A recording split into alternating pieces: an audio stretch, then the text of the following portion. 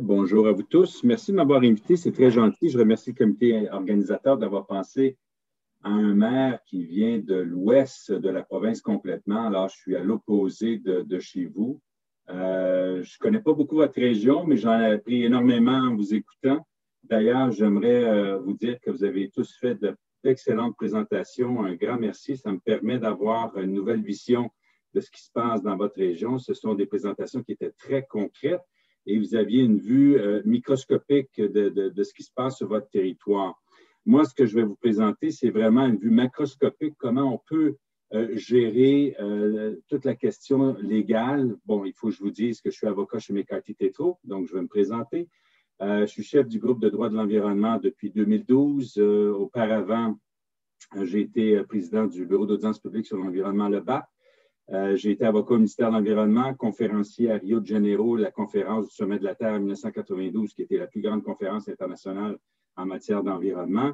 Et j'ai travaillé au programme des Nations unies en environnement, justement sur la convention, sur le protocole de Montréal pour l'appauvrissement de la couche d'ozone. Alors, de retour ici maintenant, je suis maire, dans mes temps libres, là, je suis maire de Lochabert-Partie-Ouest, qui est un canton. Les cantons de l'Ouest que les gens ne connaissent pas. On connaît tous les cantons de l'Est avec l'Estrie. Les cantons de l'Ouest, c'est comme perdu un peu. J'essaie de faire revivre ça. Là. Il y a quand même plusieurs cantons. Et c'est une belle municipalité à 85 agricole, 15 résidentiel et commercial industriel. Alors donc, voici un peu comment je vois les choses. Alors, rapidement, je vais vous faire une petite introduction. Vous savez tous, vous connaissez tout ça, notre avenir à tous. Il y a une commission mondiale qui a été nommée en 1983 par l'Organisation des Nations unies pour faire une recherche pendant 4 ans à travers la planète, puis dire qu'est-ce qui se passe sur la planète, comment on peut trouver des réponses et régler les problématiques. Alors déjà en 1987, on voyait qu'il y avait des problématiques sur le plan environnemental. Ce n'est pas depuis qu'il y a des inondations dans les années 2000 qu'on sait qu'il y a des problématiques, c'est depuis 1983 et même avant ça. Puisqu'en 1972, avec la première conférence internationale à Stockholm, les Nations unies avaient déjà mentionné l'être humain est responsable de ce qui se passe sur la planète.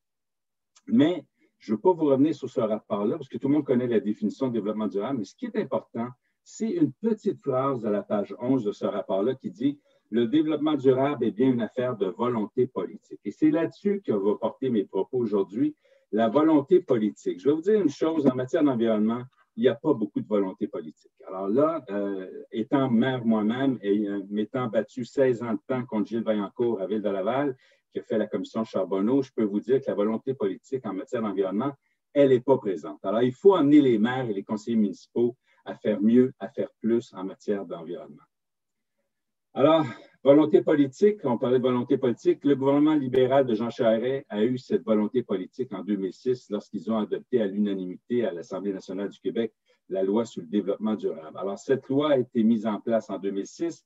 Il y a l'article 2 qui donne la définition de qu'est-ce que le développement durable, qui est la même définition que le rapport Brundtland. Donc, on n'a pas réinventé la roue et je remercie le gouvernement de ne pas avoir réinventé la roue, mais d'avoir poursuivi dans la même direction puisque c'est une définition qui est acceptée maintenant au niveau international.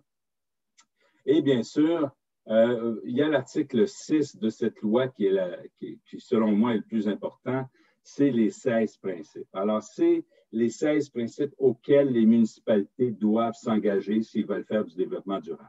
Si une municipalité dit « je fais du développement durable », mais ne définit pas ou met tout simplement la définition sans faire référence aux 16 principes, ça ne vaut pas grand-chose. Un exemple de développement durable, souvent les maires me disent « oui, mais Pierre, c'est bien le développement durable, mais donne-nous un exemple. » C'est comment on est capable de définir le développement durable en pratique. Le plus bel exemple que j'ai trouvé, c'est Canards illimité. Vous avez un groupe de chasseurs américains qui, en 1937-38 au Canada, ont dit « nous, on veut chasser la ressource. » Mais pour assurer la pérennité de cette ressource-là, on va protéger, on va acheter des terres, on va protéger les milieux humides et on va permettre à la ressource de se reproduire. Vous avez là le plus bel exemple de développement durable qu'eux-mêmes ne savaient pas. C'est quand j'ai siégé à leur conseil d'administration que je leur ai mentionné qu'ils étaient un exemple de développement durable. Et depuis, ils l'utilisent tout le temps. Alors, depuis 2013-2014, ils utilisent justement le fait qu'ils sont un organisme de développement durable. Mais effectivement, c'est le plus bel exemple de développement durable. Et sans savoir, ces chasseurs-là faisaient du développement durable en 1937-38. Alors, au niveau de l'aménagement urbain, c'est simple. Vous avez toutes sortes d'aménagements urbains. Ça, c'est le pire exemple. Alors, moi, j'appelle ça des poulaillers pour humains. Alors, c'est simple, je suis très, très fâché quand je vois des choses comme ça. Je me dis, il n'y a aucun aménagement urbain à ce niveau-là. Il n'y a aucun, je ne sais pas d'où ils ont fait leur cours en urbanisme, là, mais vous voyez, il n'y a aucune forêt, il n'y a aucun arbre, il n'y a absolument rien. On ne peut pas se permettre de construire comme ça. C'est de concentrer des humains pratiquement dans un camp de concentration et les faire vivre de cette façon-là, peut-être avec un centre d'achat qui n'est pas loin, mais ce n'est pas ça la qualité de vie, c'est plus que ça. L'autre photo, ben, c'est tout le monde a parlé d'inondation. J'habite Laval et je suis maire de Locabert-Partie-Ouest. Voyez-vous, j'habite deux villes. Alors ici, on voit Laval, à tous les printemps, vous avez un secteur pour lequel je m'étais battu à l'époque contre le maire Gilles Vaillancourt pour qu'il n'y ait pas de permis de construction. Mais vous comprendrez que les promoteurs étaient plus forts que l'administration municipale, ou à tout le moins, il y avait certains avantages, c'est ce que la commission Charbonneau a semblé mentionner. Je veux faire attention à ce que je dis ici, mais il n'en reste pas moins que vous voyez, ce n'est pas une façon encore de faire de l'aménagement urbain et vous le vivez vous-même. Pourquoi? Tout simplement parce que les gens vivent avec de graves problèmes psychologiques et physiques par la suite, une fois qu'on vit ces inondations-là régulièrement. Les gens soit déménagent, sont plus capables de vendre leur maison, les couples se séparent. On l'a vu avec Sainte-Marthe-sur-le-Lac, il y a eu 6000 familles qui ont été inondées parce que des ingénieurs avaient décidé de construire un mur pour sortir une zone inondable et permettre à la municipalité de construire. C'était la pire erreur qui a été faite là, dans les années 80. Alors, il faut faire un aménagement urbain qui respecte l'environnement. Un autre type d'aménagement urbain, une chance qu'on a eu une personne dans les années 1800 qui était assez intelligente pour dire on va créer un parc avant que la ville se remplisse, là, mais regardez, il y a 10 millions d'habitants à la ville de New York, vous avez un seul parc. Il y a un manque flagrant de parcs de milieux naturels. Et si vous n'avez jamais eu la chance d'aller voir ce parc-là, une belle journée d'été ou à l'automne, vous avez les 10 millions qui se retrouvent dans ce parc-là. Alors, c'est beaucoup de monde pour un petit parc. Ça prend beaucoup plus de milieux naturels pour l'être humain. Et vous êtes chanceux. Je regardais la carte avant de commencer ma conférence avec vous ce matin. Et vous vivez entouré de nature. Mais il faut faire attention pour ne pas devenir une ville comme celle-là. Alors donc, là, je vous parle des inondations. On a vu la photo tantôt. Les cartes sur les plaines inondables, en passant, existent depuis 1976. Ça, là, c'est une grande vérité. Une vérité que les élus municipaux ont mis de côté parce qu'ils avaient besoin d'une assiette fiscale, ils avaient besoin de développement économique, mais on est capable de faire plus que ça et mieux que ça. Alors donc, en 2013, vous avez l'Assemblée générale des Nations unies qui est venue dire le développement durable est le défi majeur du 21e siècle. Et en 2017, les Nations unies ont mentionné encore une fois la bataille du développement durable sera gagnée ou perdue dans les villes. Alors, c'est vraiment une bataille que l'on fait à l'heure actuelle pour s'assurer de protéger l'environnement à travers les villes. Alors, la municipalité maintenant dans le développement durable, tout le monde connaît le diagramme qu'on voit là. J'ai une phrase que j'aime beaucoup de Jacques Chirac qui, au sommet mondial du développement durable à Johannesburg en 2002, avait mentionné « Notre maison brûle et nous regardons ailleurs ». C'est exactement ce qui se passe à l'heure actuelle. Vous, peut-être un peu moins parce que vous avez vécu les inondations, déjà vous êtes en train de faire la différence. Mais lorsque je parle à des maires dans la région de Montréal, de l'Outaouais, de Québec, ils ne sont pas à ce niveau-là. Eux, ils regardent vraiment ailleurs, puis ils ne voient pas qu'on est en train de brûler l'environnement comme tel. La plus belle preuve que, voyez-vous, notre maison brûle et nous regardons ailleurs, puis il n'y a pas de développement durable qui se fait au niveau des municipalités, c'est quand on regarde les statistiques du ministère de l'Environnement. Alors, on voit tout de suite en bas de la diapo que le ministère des organismes du gouvernement du Québec, à 100%, les ministères ont adopté une stratégie de développement durable et ont mis en place un plan d'action de développement durable. Pourquoi? Parce que la loi les oblige à le faire. C'est 122 ministères et organismes qui sont obligés de maintenir des stratégies de développement durable et des plans d'action de développement durable. Ensuite, quand on regarde les organismes municipaux, les établissements scolaires, les entreprises privées, les réseaux de la santé, il n'y a pas d'obligation pour eux de mettre en place le développement durable. Et comme vous pouvez constater, le réseau de la santé a été d'avant quand même avec 57 %, les entreprises privées 23 % et les organismes municipaux, nos municipalités, on est les bons derniers avec 22,6 %. Pourquoi? Parce que les municipalités ne savent pas comment intégrer le développement durable à leur plan d'urbanisme et au règlement d'urbanisme. Alors, mes propos aujourd'hui, c'est un peu de vous montrer comment on peut faire les choses et comment on peut faire la différence à ce niveau-là. Et ça, ces statistiques, vous pouvez les retrouver au ministère de l'Environnement du Québec. Alors, voici le développement. L'objectif ultime d'une municipalité, c'est quoi? L'objectif ultime d'une municipalité, c'est simple. Ce n'est pas juste de faire des centres commerciaux comme dans les années 70. Hein, je vous invite à écouter la chanson des colocs sur la rue principale. C'est une excellente chanson. Il faut se la garder en tête. Alors, c'est d'assurer la meilleure qualité de vie des citoyens. Comment? Il y a trois façons. Un, maintenir un environnement naturel propice à l'épanouissement de l'humain et de la biodiversité. La biodiversité, il faut l'inclure dans vos chaînes de pensée, dans votre réglementation. Ça devient très important. Deuxièmement, il faut assurer une vie communautaire et un aménagement durable du territoire. Alors, il faut toujours avoir cette notion de durabilité. Qu'est-ce qu'on fait? Comment on aménage le territoire? Comment on peut l'aménager pour que ça soit durable, soutenable? Et enfin, permettre un développement économique intelligent et durable seulement si 1 et 2 sont respectés. Écoutez, ça fait 30 ans que je donne ça dans mes conférences, des objectifs comme ceux-là, et on l'a intégré intégralement à notre plan d'urbanisme et à l'article 2 de chacun de nos règlements d'urbanisme, on revient avec cet élément-là. Alors, les gens qui habitent chez nous savent maintenant que nous, c'est la qualité de vie des citoyens et la qualité de l'environnement qui est important, pas le reste. En fait, oui, le reste, seulement si ça convient. Une municipalité, bien, comment on peut l'analyser? C'est simple. Si on a utilisé ça aussi au niveau de notre plan d'urbanisme, alors on a mis ce graphique-là. En environnement, c'est la conservation des milieux naturels, la biodiversité, la lutte au changement climatique, l'aménagement durable du territoire, la gestion des nuisances et la gestion des ressources renouvelables. Ça, là, c'est ce qu'on doit faire sur le plan environnemental comme municipalité. Au niveau social, c'est protection du patrimoine culturel, loisirs, sport, culture, sécurité, vie communautaire. Ça, on le sait, la majorité des municipalités le font très bien. Au niveau de l'économie, là, il y a une petite problématique. D'abord, mettre d'avant une gouvernance. Il faut que les municipalités, les élus municipaux se donnent une saine gouvernance. Et ça, c'est pas évident de trouver ça. Même si on a eu la commission Charbonneau de 2013 à 2016, les gens ne sont pas mindés encore sur la question de gouvernance. Production et consommation responsable, c'est de faire les choses correctement, d'avoir des finances saines. Vous savez, quand je suis rentré maire, moi, j'ai baissé les taxes de 9 dans ma municipalité. Ça ne s'est jamais vu au Québec depuis les 25 dernières années. Je n'ai pas augmenté les taxes d'un iota depuis les 3 dernières années. Alors, les gens me disent, mais comment vous faites pour gérer la municipalité? C'est simple. J'ai signé des ententes avec les autres municipalités pour les activités, des ententes intermunicipales. Bref, on s'est arrangé pour que ça fonctionne très bien. Et vous avez bien sûr l'agriculture, le commerce et l'industrie qui doit être durable. Alors, qu'est-ce qu'on a fait? Bien, la première chose qu'on a fait, c'est qu'on a adopté un code de déontologie de valeurs éthiques des membres du conseil municipal. Oui, vous en avez tous adopté un, c'est les affaires municipales qui vous obligent à en adopter un. Nous, ce qu'on a fait, c'est qu'on a fait les choses différemment. On a dit, on adopte un nouveau et on le rend beaucoup plus sévère. Donc, à l'article 4.3.2, on dit les membres du conseil des organismes qui siègent au nom de Locavert Partie Ouest ne doivent en aucun temps discuter avec les promoteurs, entrepreneurs, lobbyistes ou les rencontrer concernant des projets de construction, de lotissement ou tout autre sujet ou projet devant être traité par le personnel administratif responsable au bureau municipal.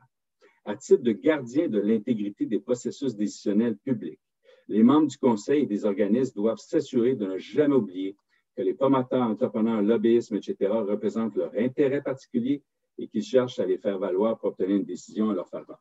Nous sommes la première municipalité au Québec sur 1130 municipalités à avoir adopté un code de déontologie qui dit aux maires et aux conseillers municipaux qu'il n'y a plus aucune rencontre qui se fait avec les promoteurs.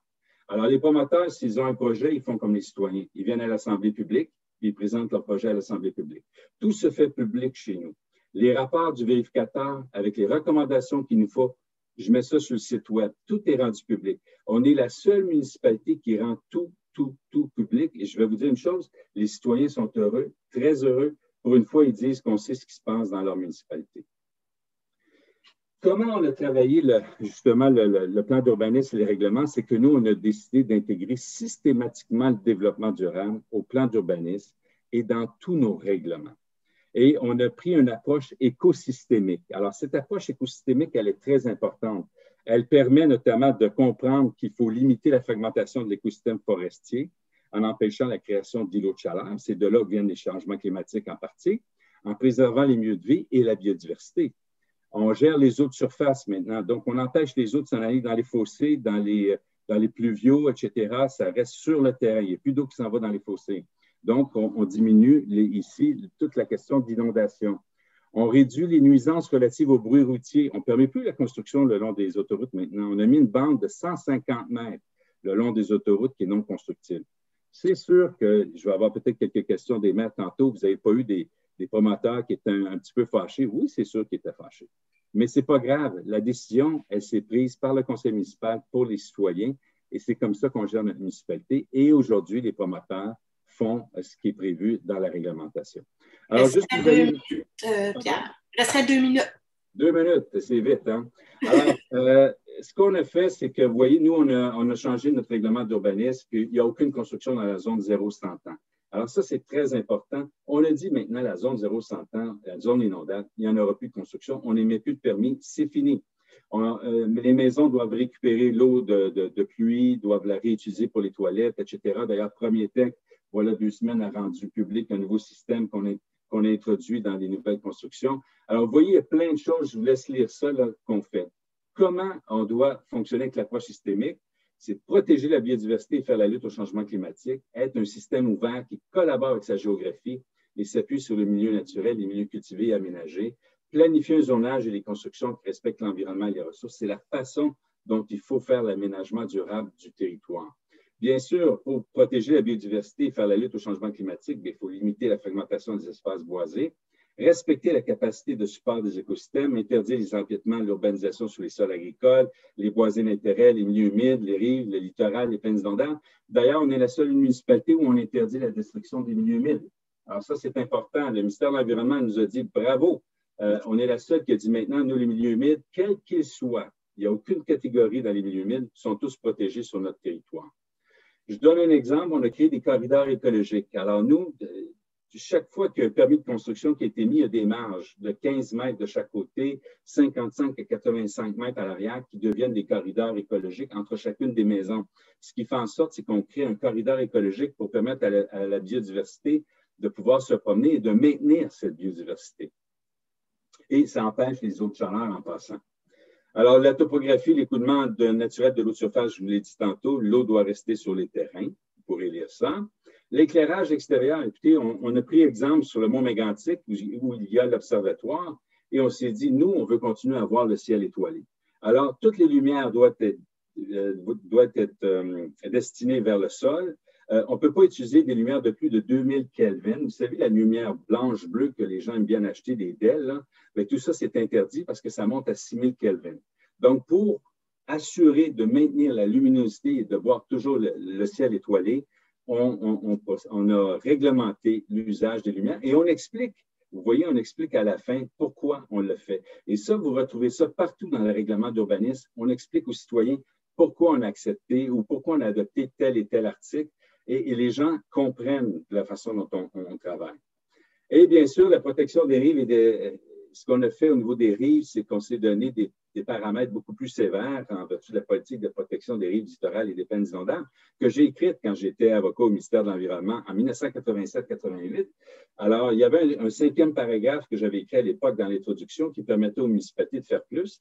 Alors, nous, on a fait plus. Donc, toutes nos rives, c'est 15 mètres minimum qui doivent être protégées dans une pente de moins de 30 % et 23 mètres pour une pente de plus de 30 %. Ça évite les inondations, ça protège bien sûr le milieu naturel, ça maintient la biodiversité, ça ne crée pas des lots de chaleur. Vous voyez, on fait la lutte au changement climatique de cette façon-là. Enfin, bien sûr, on a adopté une politique de développement durable et je termine là-dessus. On a adopté une politique de développement durable et une déclaration municipale pour un environnement sain, ce qui veut dire que dans notre politique, on s'est donné comme mission de prendre en considération systématiquement les principes de développement durable, les 16 principes de la loi sur le développement durable. Et maintenant, comme on s'était donné ça comme dans notre politique, quand on a adopté notre plan d'urbanisme et nos règlements d'urbanisme, les 16 principes reviennent dans notre plan d'urbanisme et nos règlements d'urbanisme. Enfin, je termine en étant un peu sarcastique. Alors, c'est un élu municipal et son explication pour un développement qui est non durable. On n'y peut rien, c'est une catastrophe naturelle, mais vous voyez, tous les arbres ont été coupés et tout l'eau circule vers les cours d'eau. C'est ça qu'il faut changer. Alors, il faut être en mesure, comme élu municipal, de faire mieux et arrêter de dire n'importe quoi à nos citoyens. Je pense que c'est important. Alors, il faut travailler pour le bien-être, il faut travailler pour la qualité de vie de nos citoyens. Et je termine là-dessus. Ce sont nos bureaux un peu partout au Canada. On est McCarthy Tétrault. C'est le plus grand bureau d'avocats au Canada. Et moi, je m'occupe exclusivement du développement durable et du droit de l'environnement avec mes clients. Je termine sur une dernière phase en vous disant que quand j'ai commencé le droit de l'environnement en 1986-87, tous mes amis me disaient que j'étais un idéaliste. Et aujourd'hui, on me dit tous que j'étais un visionnaire, puisqu'effectivement, le droit de l'environnement, ça touche tout et ça touche surtout l'aménagement du territoire au niveau des municipalités. Merci à vous tous.